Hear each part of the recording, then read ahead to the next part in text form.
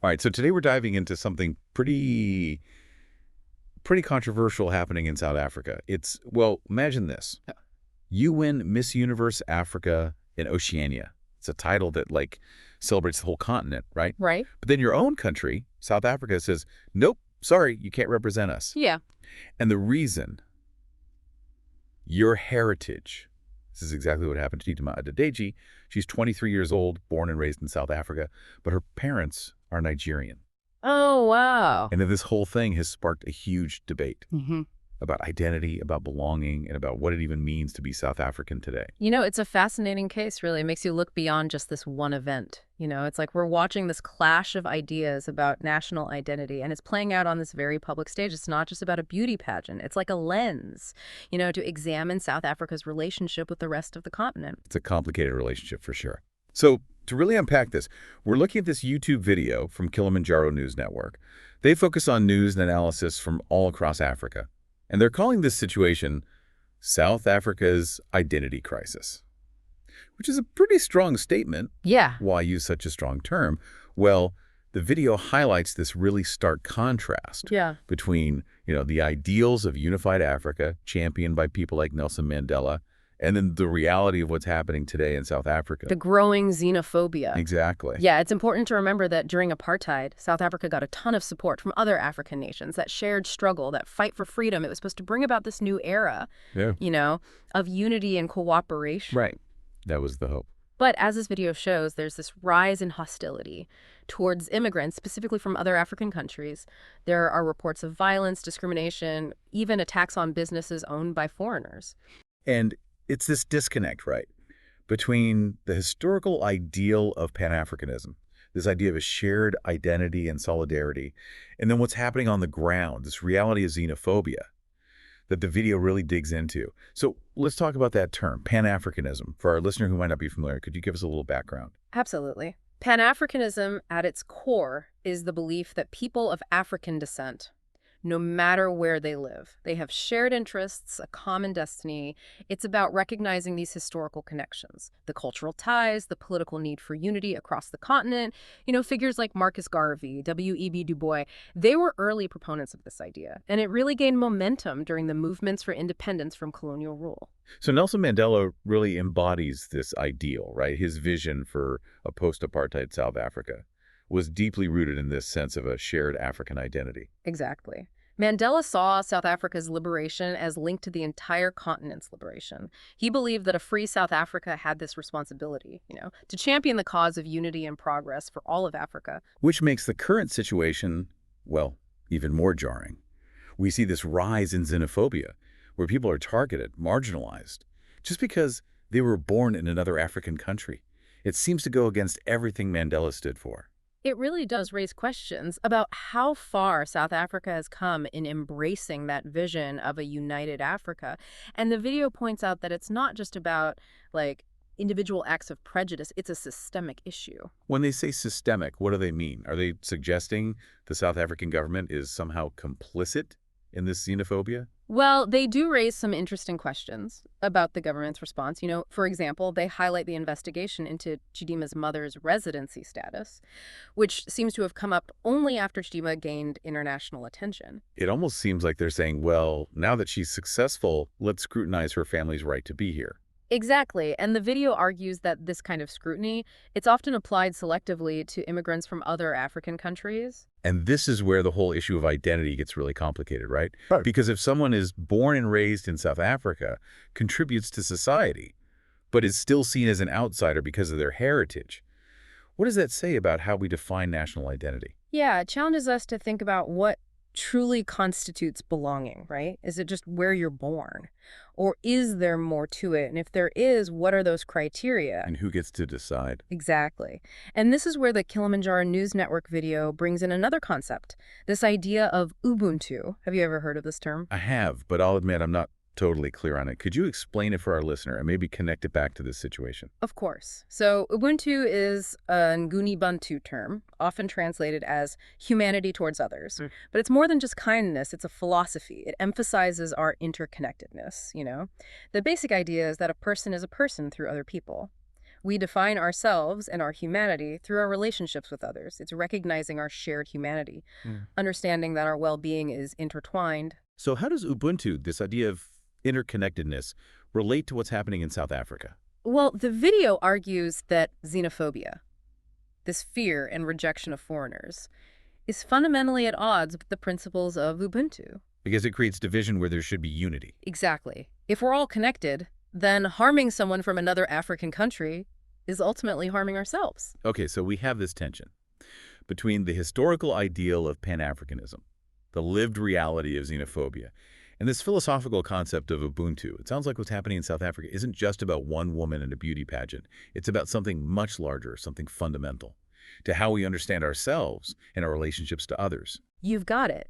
And that's what makes this deep dive so important, I think. It's forcing us to ask these tough questions about who we are, about who belongs, and what kind of future we want to build, not just in South Africa, but across the entire continent.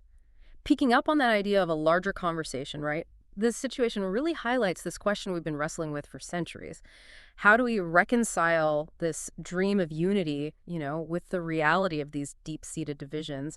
And specifically, what needs to happen for South Africa to really live up to these ideals? Ubuntu, Pan-Africanism, all of that. Yeah, the Kilimanjaro News Network video definitely doesn't shy away from the problems, that's for sure. But they also offer some solutions. What really jumped out at you in terms of what they think needs to change? One of their big points is education. They argue that South Africa needs to, revamp its education system. Okay, how so? To better reflect the interconnectedness of African history and culture. So not just teaching about South Africa in isolation, Mm. but putting it in this broader context of the whole African continent. Exactly. Helping young people understand that South Africa's history is intertwined with the histories of other African nations. They even say that the current curriculum, a lot of times, perpetuates a Eurocentric worldview, Interesting. which can contribute to that sense of otherness when it comes to people from different parts of Africa. It's almost like we're still holding on to those colonial divisions subconsciously, even though we've achieved political independence. Right, and that's why they stress the need for a curriculum that celebrates the diversity of African cultures and languages, but also highlights the shared experiences, the common struggles that unite people across the continent. I see how that would make a huge difference, shaping perceptions from a young age. But what about people who are already out of school? How do you change attitudes that have been ingrained over a lifetime? Well, the video talks about public awareness campaigns, community dialogues, initiatives that promote intercultural exchange, creating spaces where people from different backgrounds can interact, learn from each other, build relationships based on understanding and respect. It's putting that person is a person through other people idea into practice, actually putting Ubuntu into action. But changing attitudes is just one part of it. What about concrete policy changes? Does the video address that? Oh, yeah, absolutely. They're very specific about that. They call for a review and potential reform of South Africa's immigration laws, arguing that some of the current policies are discriminatory and contribute to these negative perceptions of immigrants. So what kind of policies are we talking about here? They point to things like strict visa requirements for citizens of other African countries. They say it makes it really difficult for people to travel, work, or study in South Africa. Makes sense. They also criticize how immigration enforcement is often carried out, arguing it disproportionately targets people from other African countries. Creating that climate of fear and distrust, not exactly fostering a sense of unity and belonging. Right. But beyond the legal framework, there are also economic factors at play here, right? Absolutely. The video acknowledges that economic anxieties often fuel xenophobic sentiment. When people are struggling to make ends meet, they're more likely to see immigrants as competition for jobs and resources. So addressing xenophobia isn't just about changing hearts and minds, but also about addressing the underlying economic inequalities. Exactly. And the video is clear that any real solution needs to include measures to address poverty and unemployment, both within South Africa and across the continent. Economic empowerment is key to fostering a sense of shared prosperity, which in turn reduces the breeding ground for xenophobia. So it's a multi-pronged approach: education to change perceptions, policy reform for a more equitable system, and economic development to address the root causes of inequality. But let's be real for a second. These are complex issues, long-term commitments, a lot of hard work. What if South Africa just doesn't do any of this. The video paints a pretty bleak picture of the consequences. They argue that continued xenophobia will damage South Africa's reputation on the continent, but also undermine its ability to be a leader in promoting Pan-African unity.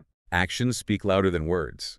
If South Africa can't live up to those ideals, they're going to lose credibility on the world stage. Exactly. And they go on to say this could have ripple effects across the whole region. How so?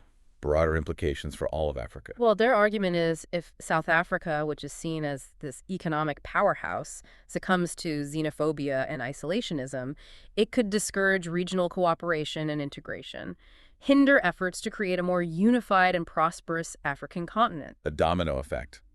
Actions of one nation, especially one as influential as South Africa, can have huge consequences for its neighbors. But it's not just about other countries, is it? What about internally, in South Africa itself? Yeah, they're pretty straight up about that, too. They warn that continued xenophobia could lead to more social unrest, violence, and instability within South Africa. And that kind of environment hurts everyone, no matter where they're from. The lose-lose situation.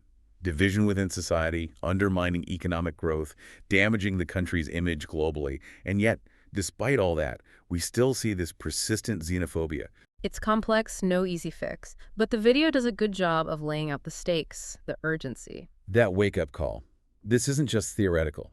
It's about the kind of future we want, not just for South Africa, but for the whole continent. And that brings us back to their core message, right? That plea for Pan-African unity. That call to action, to remember the shared history, the struggles, the interconnectedness of all Africans. Powerful message given what's happening. But where do we even begin to tackle something this deep-rooted? The video emphasizes a multifaceted approach: education, policy reform, economic development, and maybe most importantly, a shift in mindset. That's a lot. Any specific examples of what that shift in mindset looks like? They call for a return to the principles of Ubuntu, urging South Africans to see their fellow Africans not as competitors but as partners in building a shared future. They also remind us of the role Pan-African solidarity played in dismantling apartheid, saying that same spirit of unity is needed now to overcome today's challenges. Recognizing that we're all in this together. Our destinies are connected, and we have a shared responsibility to create a more just and equitable world for all Africans. Exactly. And that message resonates far beyond South Africa. It speaks to what it means to be human in this globalized world. You know, it's amazing how we started with this story about a beauty pageant, and now we're talking about the future of an entire continent. It really shows how these seemingly small events can reveal these huge societal issues. Yeah, and what's interesting to me is how Kilimanjaro News Network used Chidimma's story to launch this broader critique. They could have just focused on the unfairness of her situation, but they connected it to Pan-Africanism, Ubuntu, the challenges facing South Africa. It's like they're saying this isn't just about one person, it's about who we are as a nation, as a continent. And they don't hold back in holding South Africa accountable. They call out the hypocrisy of a country that was once a symbol of resistance, now being accused of the same kind of exclusion. It's a powerful statement, and I think it's resonating with a lot of people. One of the most thought-provoking points they make is this idea that true decolonization isn't just about political structures or economic independence. It's about decolonizing our minds, how we see ourselves and others. It's that internal work we have to do, unlearning those biases and prejudices that were imposed by colonial systems. It takes a lot of introspection, honesty, and a willingness to challenge ourselves. And that's where I think Ubuntu is so important. It offers a different way of thinking, a way of understanding our interconnectedness that directly challenges those colonial ideas of division. It's about moving past those artificial boundaries of nationality or ethnicity and recognizing that we're all connected. It's a powerful concept. But is it enough? Can Ubuntu really counter the xenophobia and nationalism we're seeing? It's a good question, and it's complicated. But I think Ubuntu is a good place to start, a foundation for a more just and equitable society. And what's encouraging is that we're seeing a renewed interest in Ubuntu, not just in Africa, but around the world. So it's not just a theory, it's actually being put into practice. Absolutely. We're seeing it in community initiatives, social movements, even government policies that prioritize collective well-being and social justice. And the fact that Kilimanjaro News Network is using Ubuntu in their critique shows how powerful this philosophy can be. That's hopeful. But even if we embrace Ubuntu and break down those mental barriers, there's still the issue of economic inequality in South Africa and across the continent. And we talked about how those economic anxieties often lead to xenophobia. Right, and that's why the video stresses that any real solution has to address those economic disparities. They argue that investing in education, creating jobs, supporting sustainable development, those are crucial to creating shared prosperity, which can help reduce xenophobia. So it's not just about changing attitudes, it's about creating real opportunities Right. for people to thrive no matter where they're from. Exactly. It's about making sure everyone has a stake in the future. And that's where the video's call for Pan-African unity is so important, because it recognizes that Africa's challenges can't be solved alone. It takes collaboration, solidarity, and a shared commitment. So it's about looking beyond national interest and realizing that we're all connected. Exactly. And that vision is more important now than ever.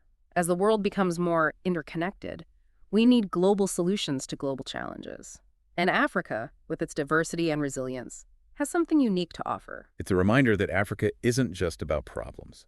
It's a continent full of potential and innovation. And that sense of community, that understanding of our shared humanity, offers the best hope for overcoming these challenges, whether it's called Ubuntu, Pan-Africanism, or just a belief in collective action. There's a growing movement of people committed to a more just and equitable world. And that's what I want our listeners to take away, that sense of hope and possibility. What's happening in South Africa is a wake-up call, a reminder that the work of decolonization and building a better society continues. But it's also a chance to reaffirm our commitment to unity, compassion, and shared responsibility. We all have a role to play. Educating ourselves, challenging prejudice, supporting organizations, fighting for justice. Every action matters. So, as we finish this deep dive, I hope you'll think about what we've discussed and consider how you can help create a world where everyone feels a sense of belonging, dignity, and hope. It's a journey we're all on together. Thank you for joining us. And remember, the conversation continues. Keep learning, keep questioning, and keep believing in the power of collective action.